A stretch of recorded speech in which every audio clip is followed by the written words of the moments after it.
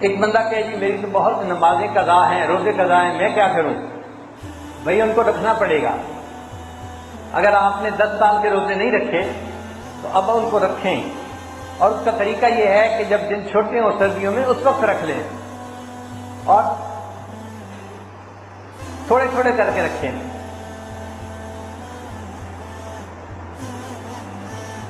نمازیں اگر 10 سال کی ہیں تو روزانہ 5 نمازیں پڑھنے کی عادت ڈالیں۔ ہر نماز کے ساتھ 5 نمازوں کے فرض جو ہے ان کی قضا پڑھ لیں۔ جس کے ذمہ قضا نمازیں ہوں وہ نفل اور سنت غیر مقضہ نہ پڑھے، بلکہ نفلوں کی بجائے قضا نماز کے فرض پڑھ لیں، اس کو ثواب زیادہ ملے گا۔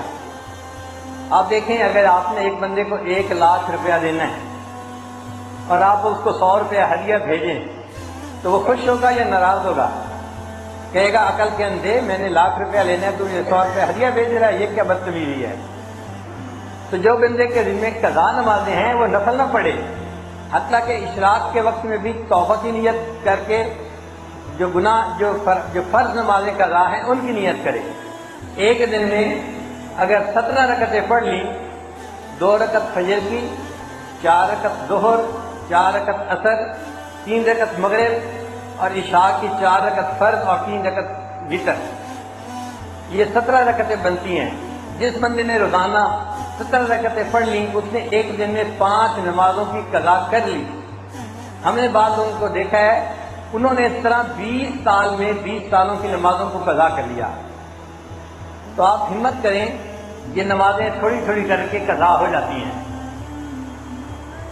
اور ویسے بھی ہم نے دیکھا ہے کہ اگر کسی بندے نے 1 لاکھ روپیہ قرض دینا ہو اور وہ منتھلی 1000 اس کی قسط دینا شروع کر دے تو قرض لینے والا مطمئن ہو جاتا ہے، چلو اس نے قسطیں دینی تو شروع کر دی ہیں، ہو جائے گا پورا۔ اسی طرح اللہ تعالیٰ بھی خوش ہو جاتے ہیں کہ میرے بندے نے قضا نمازیں پڑھنی تو